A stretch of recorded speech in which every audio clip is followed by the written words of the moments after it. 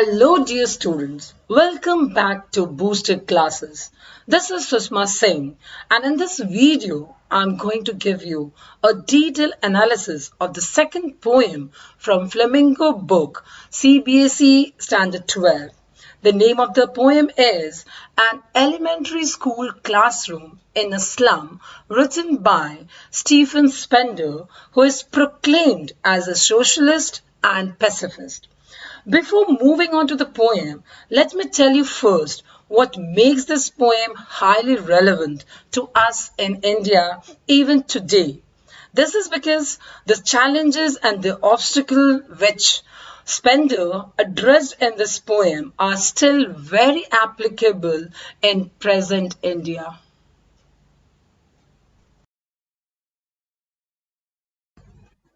This poem is indeed an eye-opener for us because it highlights the plight of slum children even in our country.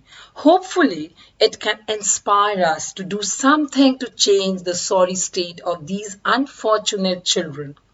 Reading between the lines can only give you better understanding of this poem. So in this module, for all inclusive study of the poem, I will tell you about the theme, the tone and style of the poem. We will also do line by line explanation of the poem, poetic devices, even the comprehension check at the end.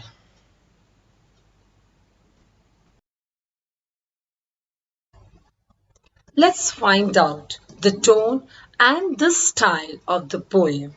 The overall tone of the poem is a mix of hope, anger, helplessness, despair, and appeal, mainly because the poet is trying to express a rather serious problem that affects our society at large. And this poem is written in three verses.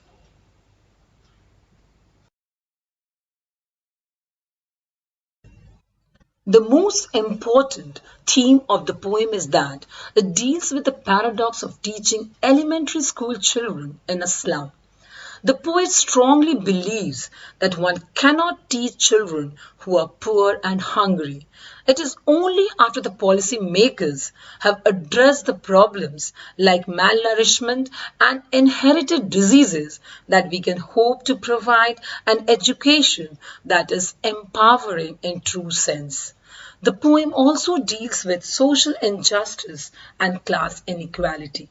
It exposes the widespread neglect of these children who are uncared for like rootless weeds.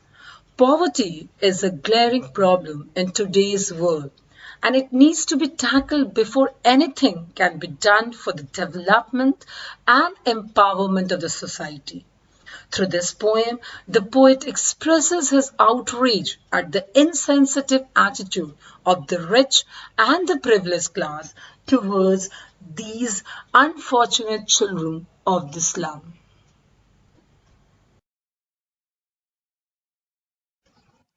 Here is the line by line explanation of the first stanza, which gives a vivid description of children in an elementary school classroom in a slum. And this reflects nothing but the extreme poverty, lack of energy, enthusiasm, vigor, and liveliness in the children. And while describing the children who study in an elementary school in a slum, the poet says that they are not full of energy, vigor, and fun loving like other kids of their age, as their world is far removed from the open and healthy environment. He compares these children to unwanted weeds, and even the society views these children with such a perception. They are rootless as where they come from is very uncertain. That is, their parentage is not clear. They do not have any well defined social standing as well as support system.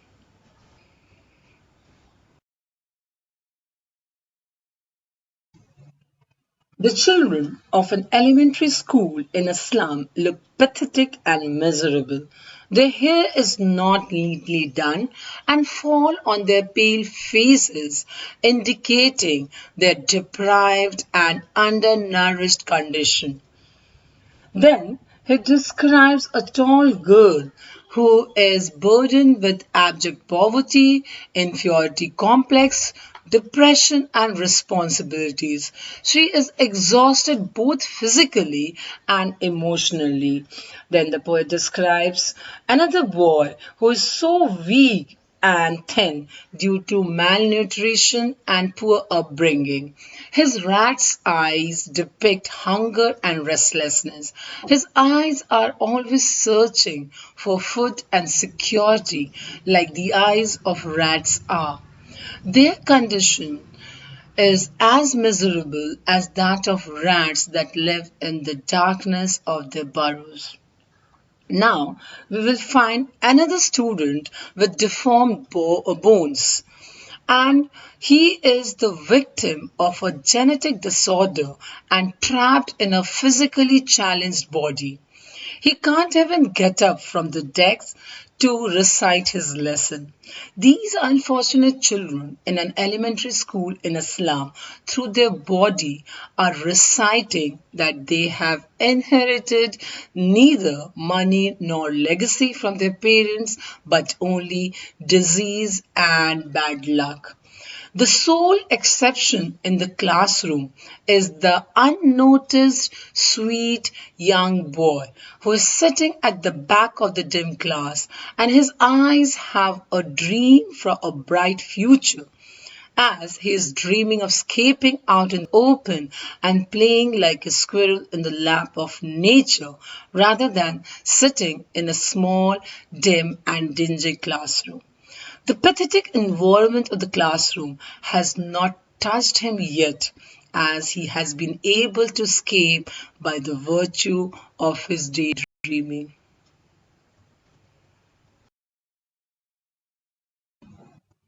Let's move to the second stanza of the poem, wherein we find that the poet has painted a vivid picture of classroom and its contents for us. The walls of the classroom are decorated with lavish pictures and paintings, which are in stark contrast to the pitiable life of these unfortunate children. It deals with deprivation in their lives.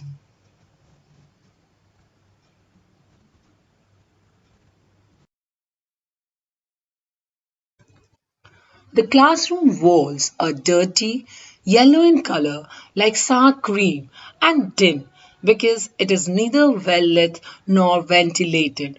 This reflects not only the utter state of neglect that the classroom has fallen into, but also the unhappiness, decay, bitterness, and dullness in the life of these unfortunate children. The walls are decorated with the donated picture of Shakespeare, the very symbol of learning, a scene depicting cloudless sky, which represent clear, pollution-free sky, civilized domes representing man's achievement in the field of architecture, and a picture of a beautiful valleys, which is the symbol of beauty and freshness, which the slum children are deprived of. These donations may offer a glimpse of a beautiful and prosperous world which is meaningless to these children because the world that is depicted on the classroom walls are just a world these children can aspire but can't achieve.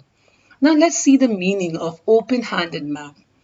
The rich, the conquerors, and the dictators have changed the map of the world. They have drawn an open-handed map according to their own will, irrespective of harsh realities. This roughly made map shows two different worlds, one of sulphurous and another of deprivation.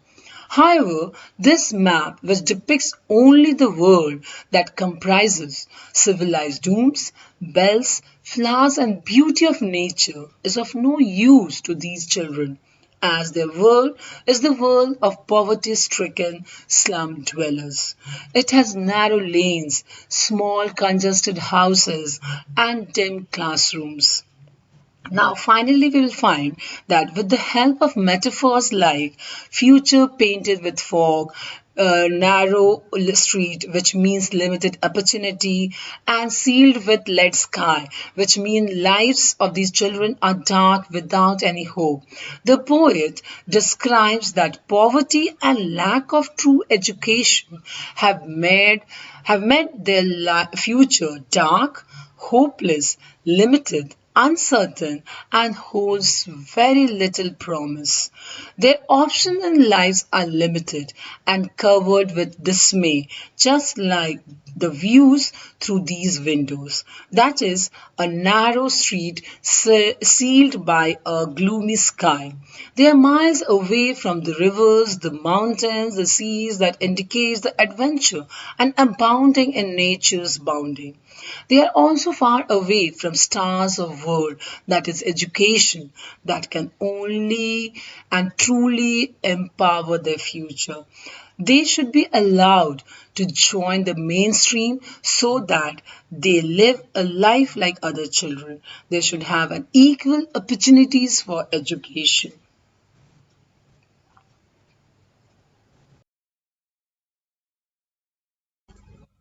In this slide, you will find the various poetic devices used in this profound poem. All the poetic devices used in the poem are mentioned along with explanation for your better understanding. Dear students, you can simply note them down. You can see that the poet has used simile, metaphor, repetition, a lot of imagery, symbolism, just to make us understand the plight of children of an elementary school in a slum.